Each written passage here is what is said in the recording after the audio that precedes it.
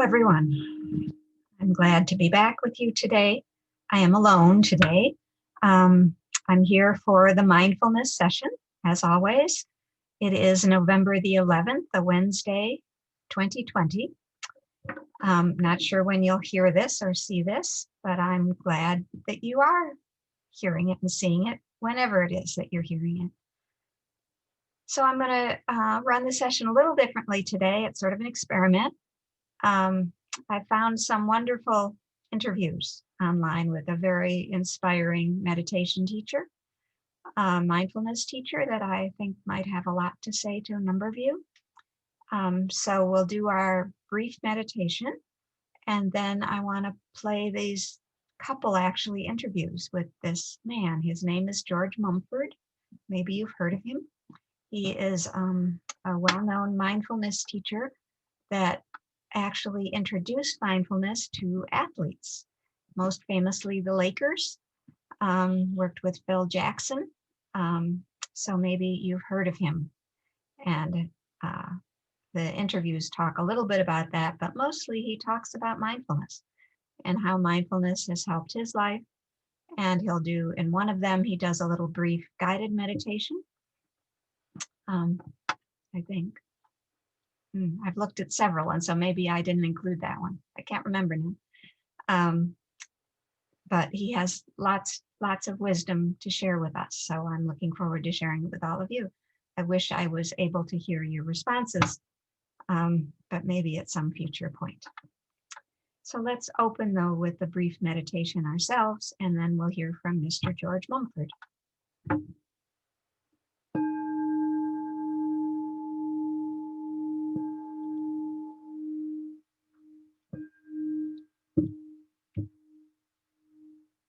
Get the picture.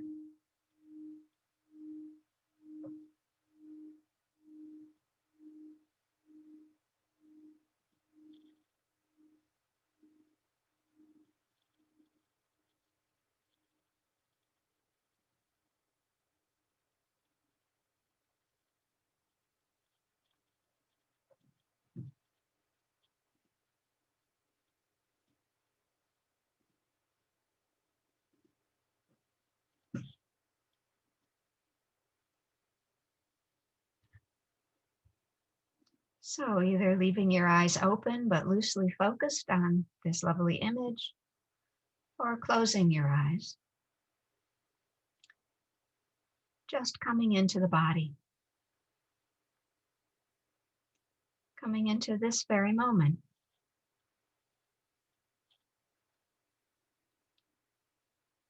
Seeing what it might be to release, to let go of any thinking, any trying,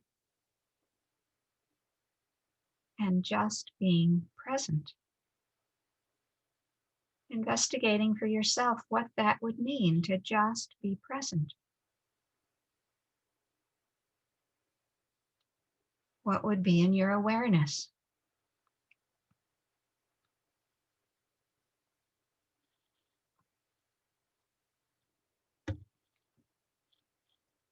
Much of the meditation practice is learning to know what is an awareness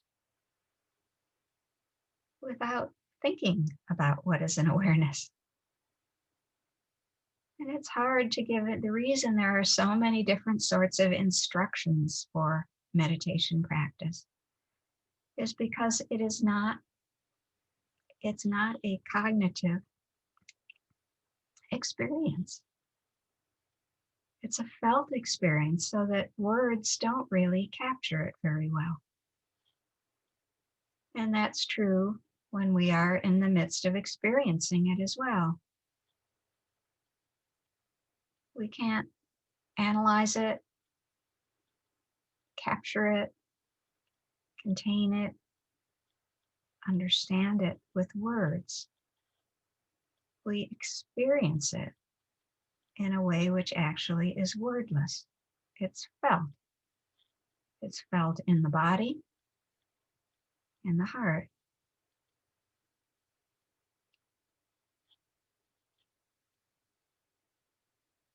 So when we try to know meditation practice in the way we know other things, it can get quite sticky and complicated. So instead, see if you can make this experience as simple as possible. Just sitting, dropping any sort of doing that might keep arising.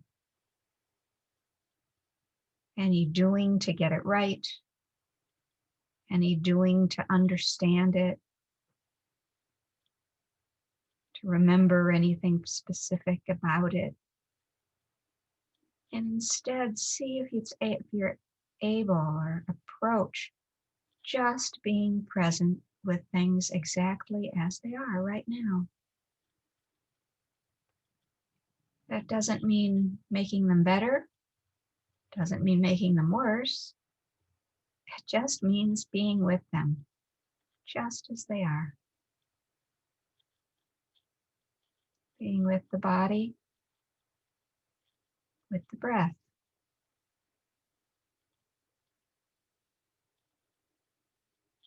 The breath is simple too, which is why it's a very good object for our practice.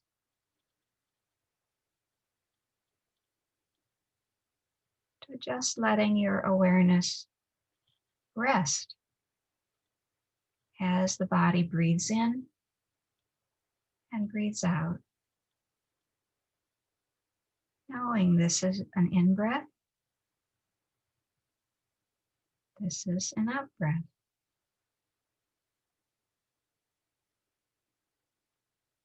Knowing the body, the feeling of weightedness on the chair or wherever you're sitting, on the floor, on your bed, wherever it may be. Feeling the pressure on your sits bones. Maybe feeling the warmth of your hands.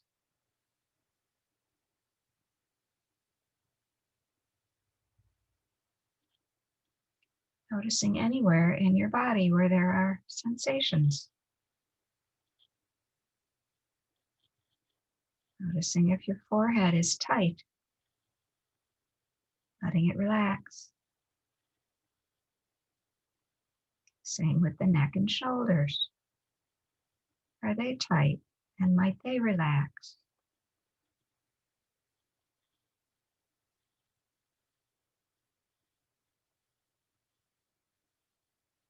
But not requiring anything other than what's actually here.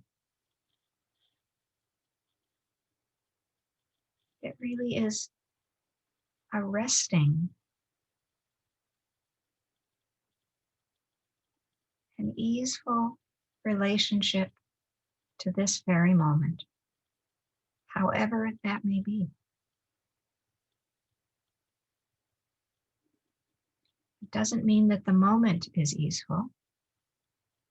Maybe there are people screaming.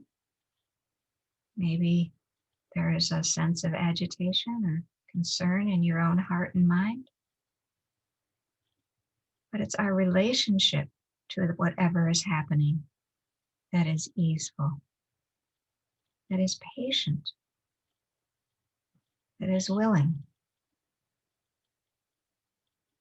that knows sometimes it's like this.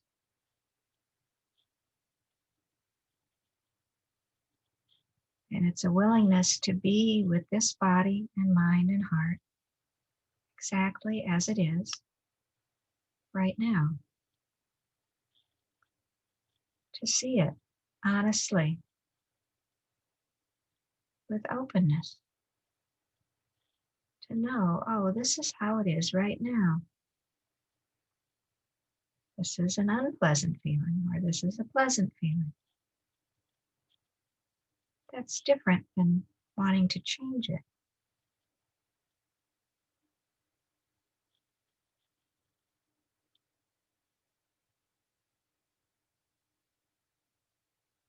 So just resting with whatever experience is present.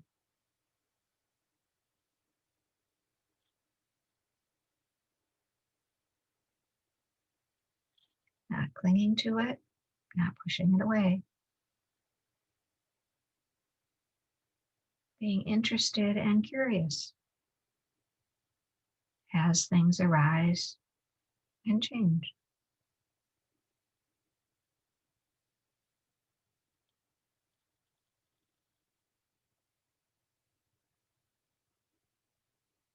And the breath can be a very useful anchor for awareness.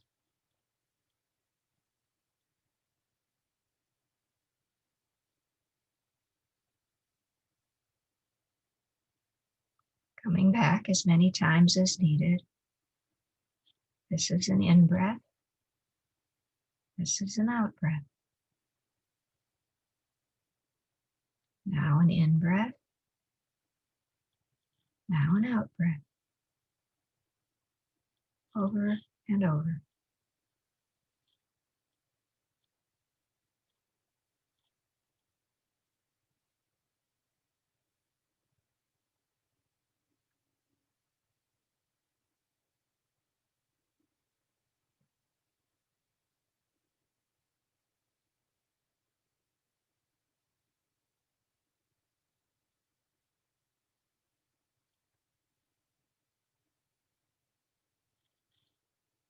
Now an in-breath. Now an out-breath. Breathing in. Breathing out.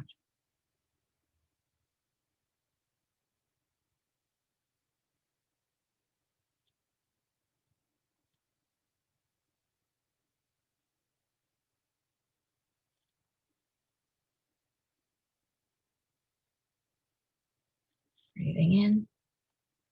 Breathing out.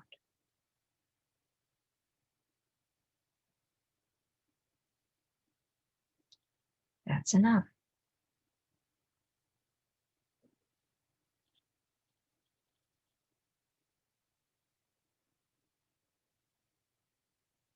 Not easy, but simple. If you notice that it's feeling complicated, see if you can identify what the complication is and release it. Going back to the simplicity of knowing an in-breath, knowing an out-breath.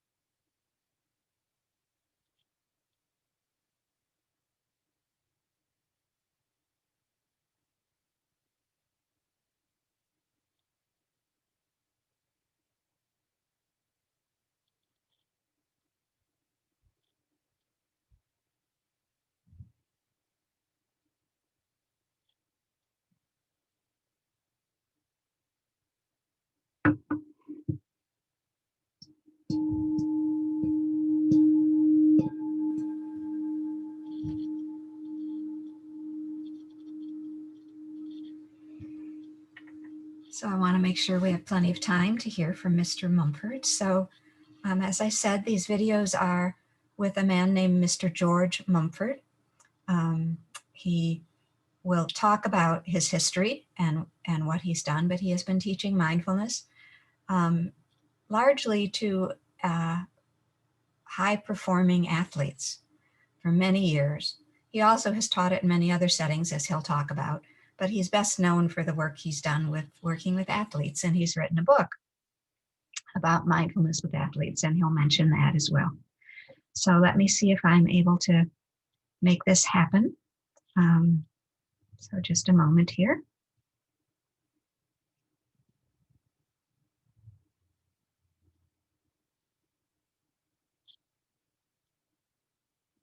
Okay, we'll start this interview. My next guest struggled with heroin addiction in his 20s, but went on to become a nationally recognized teacher of mindfulness meditation.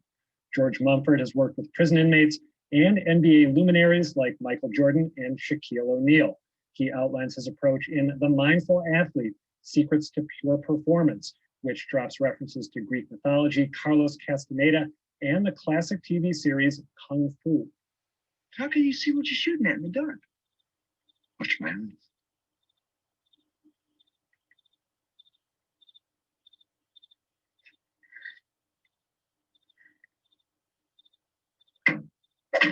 How'd you do that? I do not do it. It is not done. What do you mean it's not done? It is only experience. It happens.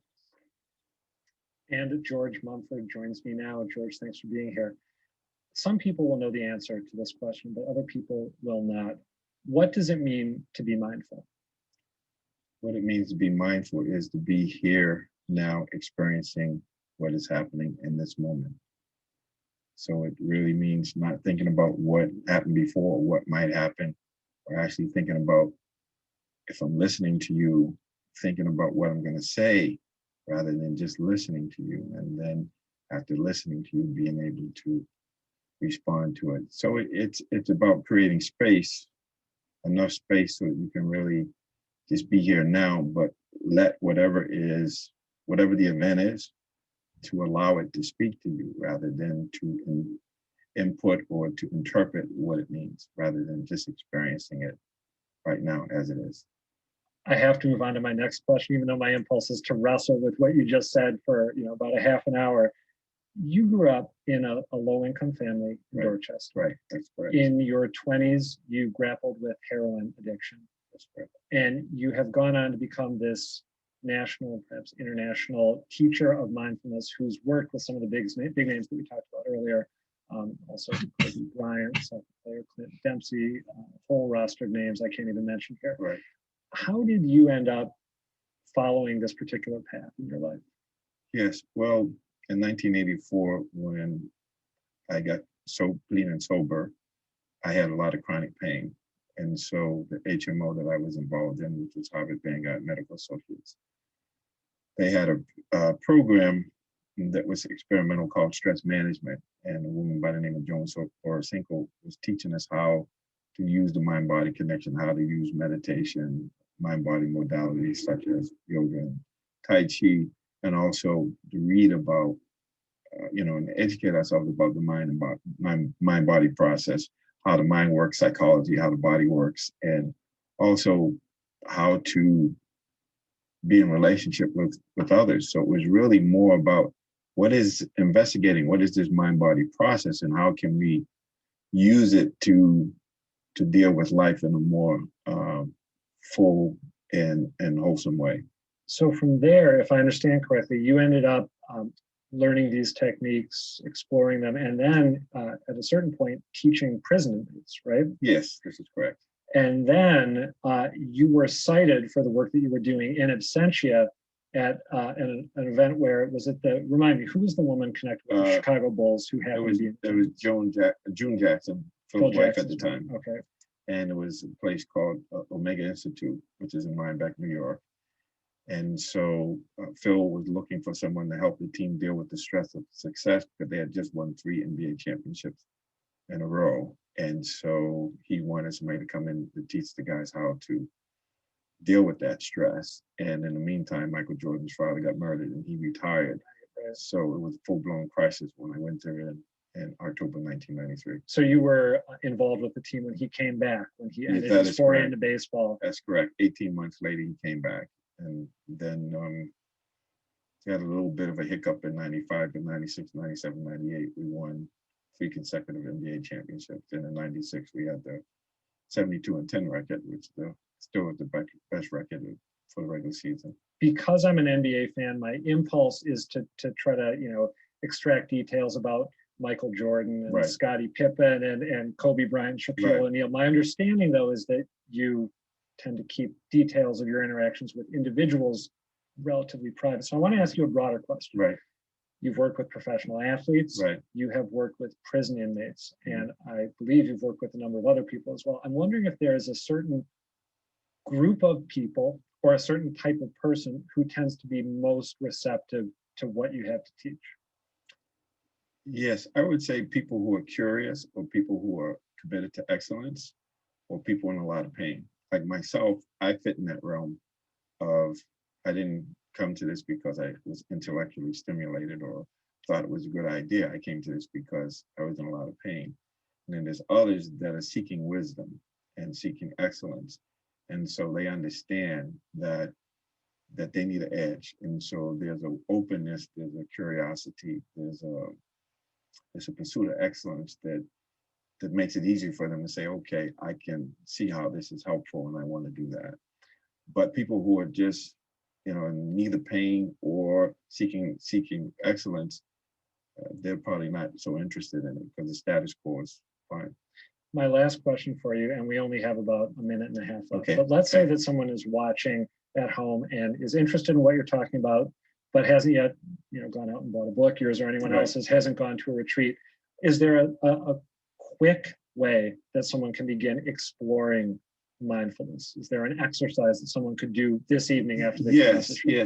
It's just like say you and I, just being aware that we're sitting and breathing, and just being in the body, feeling the body, and breathing in, breathing out, and just feeling the sensation of breathing in, breathing out, or whatever we're doing. Just do that, and do it in a way where you're not thinking about what you're doing, but as Kane said in the little clip, just experience what you're doing, or experiencing being. Don't reflect, just experience. Don't reflect, just experience it, feel it. It's like, for instance, just letting your body talk to you, letting it speak for itself. Don't interpret it, just feel it, and you'll be able to feel, sensations. And sometimes it might be, some of us might be have cramps, it might be tightness, and others it may be nothing. It's just doesn't feel any way in particular, but you're sitting. You can feel that you're sitting because your body's making contact with the chair, and whether your hands are on the table or whatever,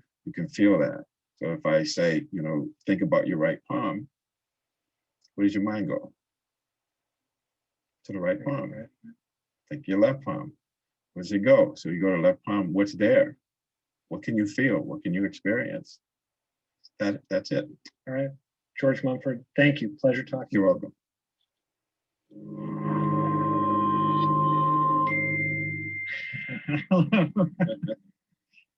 We're really fortunate today to have my dear friend, George Mumford with us. Sorry. Because George has been working at a really interesting point of intersection between We can hear it. mindfulness, I'm trying to find it to stop it. Hold on just a and of course second. in the context of teams, community. And so I think today we have the opportunity to really sort of hit. Okay. Sorry, here I come. That wasn't the one I wanted. There's another one I want. So that was George Mumford. And as you can tell, because the next one came on, he has a number of interviews on the internet. I want to play one more. But before we play that, I think his comment about letting your body talk to you might be a really useful thing to kind of remember, to carry around. What's my body saying to me right now? And it's not about getting into an argument with your body. I don't want you to be feeling that now. It's listening to your body like you would listen to a friend. You can't change what's happening to your friend. You can just be there for your friend. And mindfulness is being there for our body in that same way. But let's hear another interview with Mr. George Mumford. And I'm sorry if this is a little rough.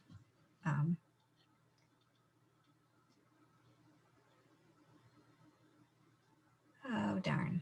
Okay. I'm sorry. The one I need is not there any longer, so I'm going to have to find it.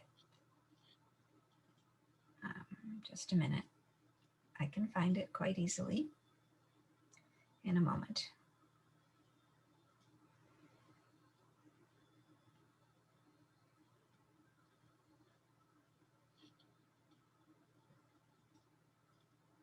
We're covering perfectionism now, but Okay. Almost ready. Thank you for your patience. You're being great. Okay, now I can set up the share. Close this.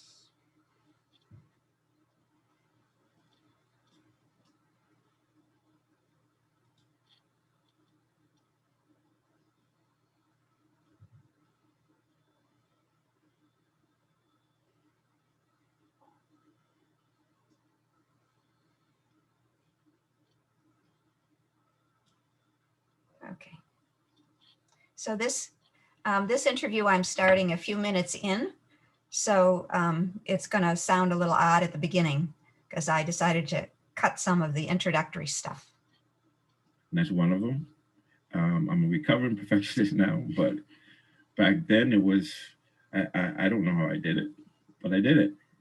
Did what? Get clean? Well, now I get clean, but I was active and working, keeping a job. How and why did you get clean? Well, what happens eventually is you get really, really, you reach a bottom.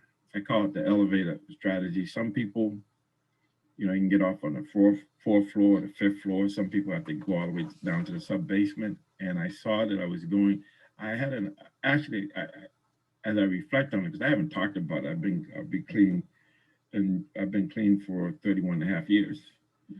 Congratulations. That is no small achievement. Yeah, thank you. So I have to reflect back on what it was like, but mostly I hit a spiritual bottom. I just wasn't happy, and you get to a point where you can't get high and you can't not get high. So that's what we call bottom. And so on April Fool's Day, 1984, a friend of mine came by who I used to get high with, and he was clean. He took me to an AA meeting, and that totally changed everything. I realized, oh, I don't have to do this. And so then that's what happened. But I was really sick. I actually was walking around with a strep infection for about, I don't know how many days, but I had 103-degree temperature and went to the hospital, and they took care of the infection I had. But it really it started hitting me that, I'm going to die if I keep doing this. And so I got to a point where I saw there was a way out, and then that motivated me. Then I started going to those meetings, even though I was continuing to drink and get high a little bit. But at some point, I couldn't do it anymore. It's like, okay, so I went into a detox for 21 days. And when I came out, the George that went in was no longer the George I was. I had to come out a different George. I knew that if the same George that went in came out, then things wouldn't change. But I changed and saw my street for the first time. I said, wow. So I was really seeing clearly after, the treatment and realizing that it's possible for me to have a full life without the use of drugs and alcohol, which that never occurred to me before. And people may surmise this from your accent, but this was all playing out in the Boston area. In the Boston area, yes, Boston, yes, this is accurate, yes. But in defense of Boston, that is my hometown. Yes. You actually live in Newton, Massachusetts, which is where I grew up. You live less than a mile away from my parents' house. So back to your story of after you got clean, you ended up in this program where you were introduced to meditation. I was introduced to meditation, and it was interesting because after the first time we tried it, I'm looking around saying, I don't understand what happened. I don't get what people are talking about. But me being a perfectionist, I kept at it, and I read every book she had on the syllabus, and that's how I started getting. And then I'd read a book, and then look at the back of the book, and it would say other books, suggested readings, and I would read those, and I just read as much as I could about the mind-body process, but also I was very interested in nonverbal communication. How do I know? Sometimes I would say one thing and do something else. I really wanted to start to understand what motivates us and how we express ourselves. How do I know? And I did therapy. I became a therapist for a little bit. And how do I know when I'm working with somebody, especially recovering people, they're really good at telling you what you want to hear, but then their behavior is totally different. So I got very interested in knowing, how do I know which way do I go? Do I go with the verbs or the voice or the words, or do I go with the behavior? And I learned how to say to watch what they do and not listen too much to what they say, because me being who I was able to live a double life and say things and do other things. So even though I ended up teaching other people, it was more about me understanding who I was and why I did things and how I got clean and said, okay, so how do other people get motivated? What motivates people to do something that they've been trying to do for a long time and aren't able to do, to at some point get to a point where they can do it? And so I became very interested in learning about people, because the more I learned about people, the more I learned about myself. So was your interest in meditation primarily a motivation to help other people get clean, or was it because you saw something in the course of personally meditating that struck you as intriguing? Yes, it was initially, it was for me to deal with the pain, but then it went way beyond that. And I realized that I feel, it's being connected to something greater than yourself, being able to know the truth and let the truth set you free, that it was the ultimate stress reducer. It's really understanding how this mind-body process works and how the universe works. And if there are natural laws, then it makes sense if I live in accord with those natural laws, I'm going to be happy and I'm going to live life more fully. And so it felt good, basically. Okay, you said several things in there that I want to dive in on. I don't want to forget any of them, so I'm just doing an inventory in my head. But let me start with, how did meditation help you with pain, physical pain? Yes. Well, how did it help me with pain? Because one of the things that would happen is, I would say the way it helped me with the migraine was I got to the point where I can observe the migraine coming on. And when it gets to a certain point, I don't care what kind of medication they gave me or whatever, I was hurting for certain. But I started to see how it arose, then I could nip it in the bud. I could say, okay, usually when I have migraine headache, I'm trying too hard and I'm doing too many things. So I would just go lay down and just breathe, and then I would visualize my whole body breathing. And what happens with a migraine is you get you're not getting enough oxygen, and the muscle spasm and they press against the nerves. So I started understanding that, and I could nip it in the bud. And if I could catch it before it got to full blown, I could actually manage it. So it was just this awareness and seeing, okay, I'm trying too hard, back off. Stop, calm down. You're doing too many things. Just create some space, time out, put it aside, and then go breathe and relax, go lay down and just chill. And by doing that, I realized that most of the time I could actually, it was telling me something. So I started to realize that the body tells me things. If I can just be still and know, be still and listen, and really listen to the body. And that's what I got into. And it not only did it get me beyond the pain, but I started noticing that I was getting clarity about certain things. Like, okay, I have pain, and then when someone asked me how am I doing, I said I was in pain all day. Well, I wasn't in pain all day. It was a little bit of pain, but that's all I remembered. And I focused on that, and that's what I got. But if I realize, okay, I have pain, but it actually moves around, it might go up, and then it'll go down, and it might go up.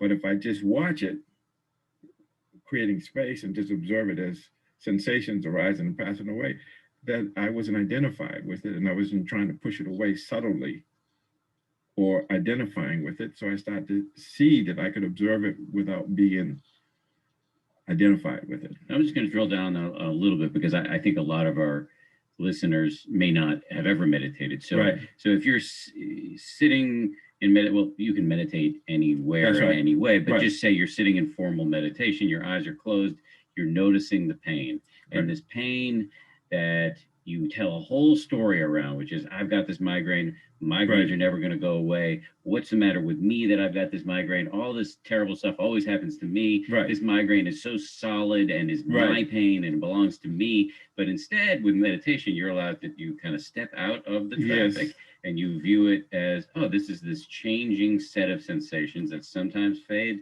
sometimes get worse. If I don't try to control them, they don't control me. Yes, it's what Viktor Frankl talked about between stimulus and response. Um, there is a space where we have the power to choose and to transform. So what I'm creating is a space between stimulus and response. So instead of stimulus response being together, by being able to step back in a relaxed, alert receptivity, I can just observe things so that I create space.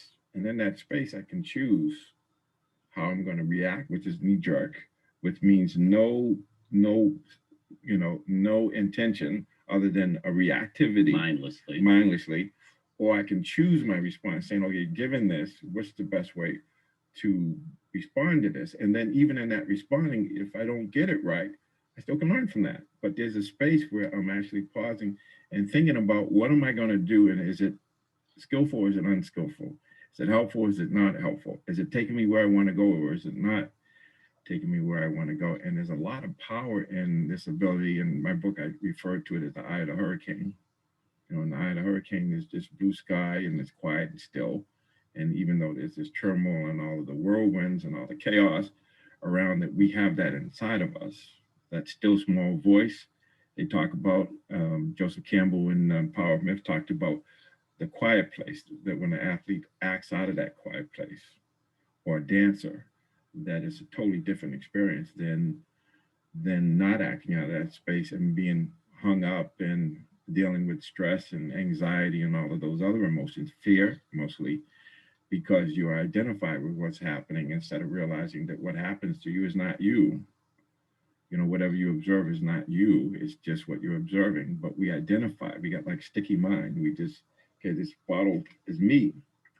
Or this pain is me. This pain is me. And even calling it pain is a problem because there's a natural reaction to that. It's so you just, it's judgmental. So you can just see the sensation and identify what it feels like. Is it pulling, twisting, or that sort of thing? So you start to use language in a way where it's allowing it to be there without all of these preconceived associative thinking and abstract thinking that's involved with the word usage, like pain.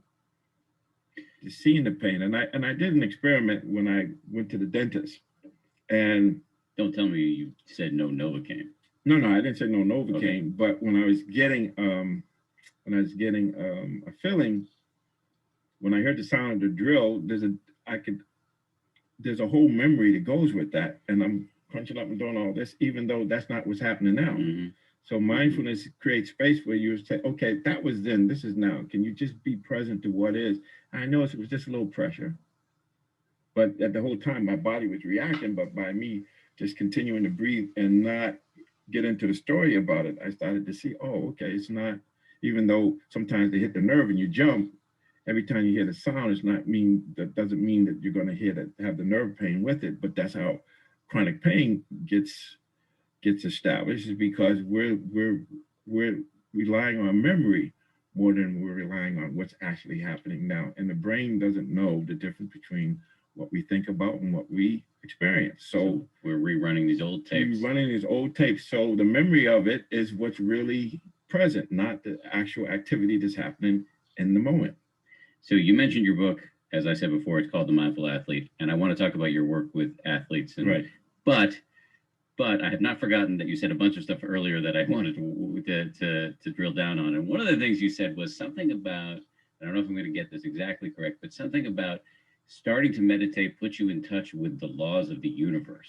Yes. What did you mean by that? What I mean by that is, this is what Einstein said is the most significant question we have to ask, and the answer is whether the universe is friendly or unfriendly. And so for me and my upbringing, everything, the universe was unfriendly. And when it's unfriendly, you are going to use all of your resources to either destroy, remove, or deny experience. But when you see the universe as friendly, then you will use all your resources to align yourself with the way things are, with the way the laws of the universe, like this gravity. It's not personal, it's just a law. And if you live according to gravity, you're probably going to be okay.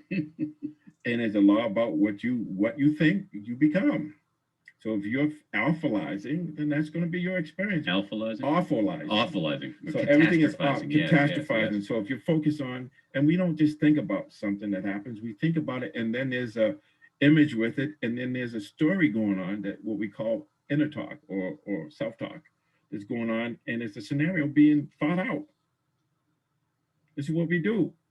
But we can do the same thing with something positive. We can experience ourselves as being open and being loving, and we can play that scenario out. Yeah, that's something that occurs to me that's possible. So unless you have trust in the universe, trust in yourself, trust in the system, then you're always going to be looking for why it's not going to work.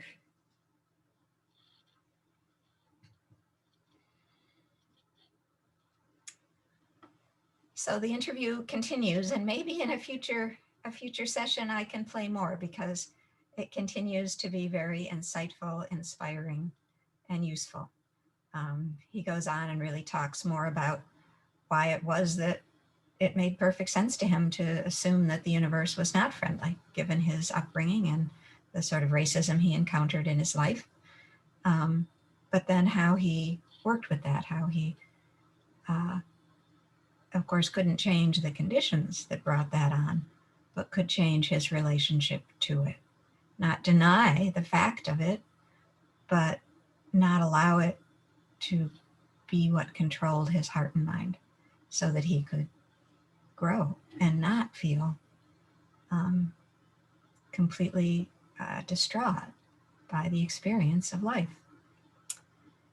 So I hope Mr. Mumford's insights might be helpful to you, that you might recognize what he's saying in your own life, that you can remember in these coming days how you might let your body talk to you.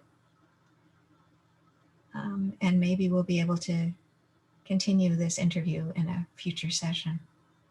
Let's have just a few minutes of meditation.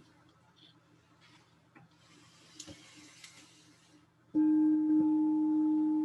I've closed the picture so I don't have it to put up, so we'll just meditate without the picture.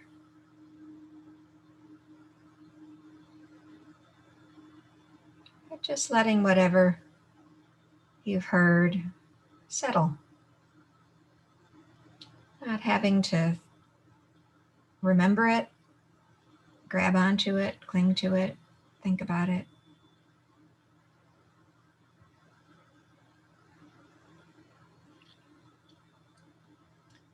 Just giving yourself space, quiet, patience.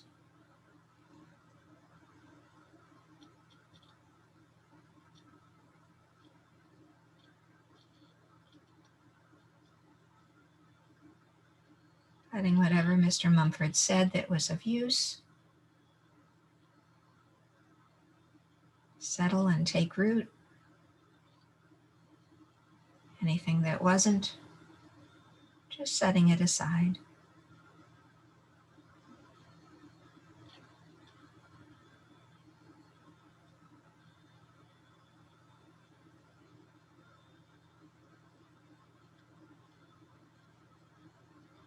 Giving yourself these few moments to be with the simplicity of each breath. The simplicity of life lived without resistance, without clinging.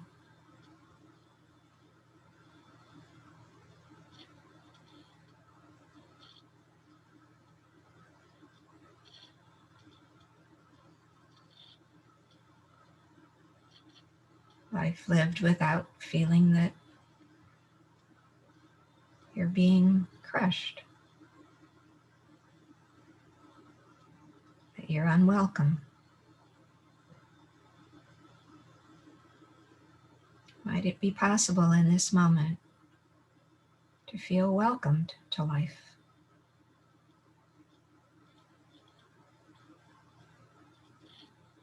May not be the life you ordered, the one you would select if you were in charge, can you still allow yourself to be willing to be here as it is?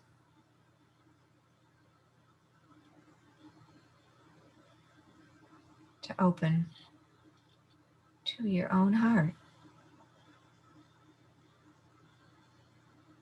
to your own experience in this very moment.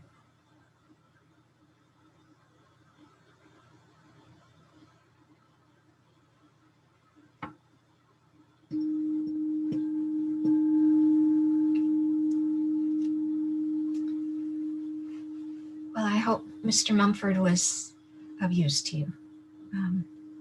I think he's an excellent teacher and well worth our time. So I hope you felt that as well.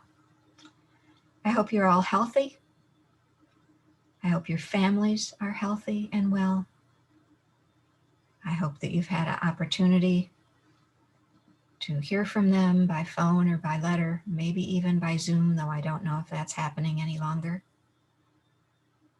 I hope you know that there are people, myself, as well as many others, who are thinking of you, welcoming you into the world, into this world that we share together.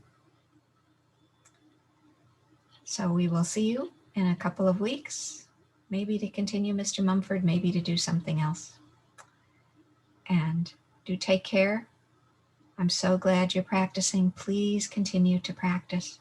It really is for your long-term well-being. And I want that. I want your long-term well-being. Please keep meditating. Keep caring for one another and for yourself. Bye-bye.